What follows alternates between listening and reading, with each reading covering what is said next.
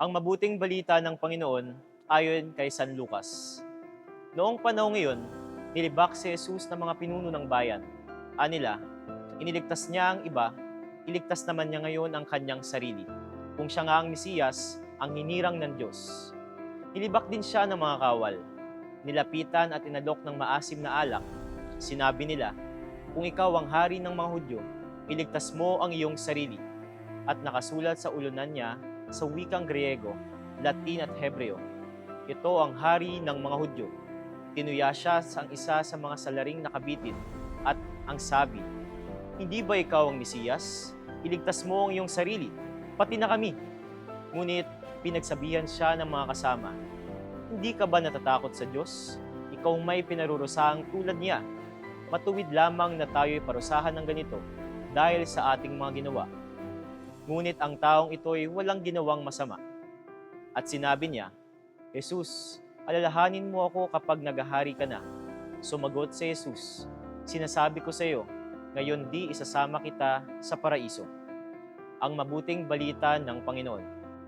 Ang tagpong ito sa Ebanghelyo ay isa sa pinakamasakit na pangyayari sa kasaysayan ng mundo.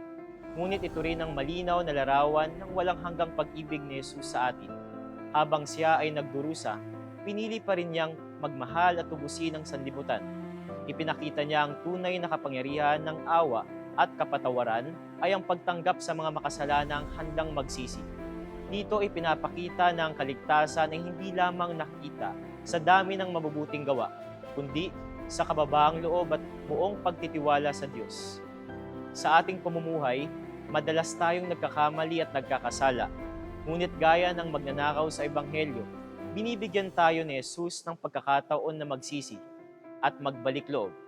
Walang kasalanang hindi kayang patawarin kung bukal sa puso ang pagsisisi. Hinihintay lamang niya ang ating tugon, ang pagbubukas ng ating puso sa Kanya at sa ating pagbabalik.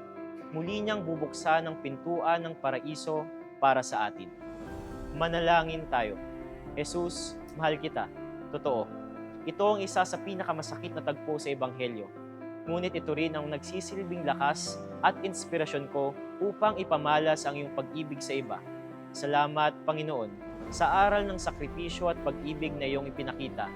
Turuan mo kaming magmahal, kahit sa gitna ng sakit at pagsubok. Palakasin mo ang aming pananampalataya at pagtitiwala sa iyo, sapagkat sa bawat pagdurusa, naniniwala kaming paraiso naman ang naghihintay sa dulo ng aming paglalakbay. Amen.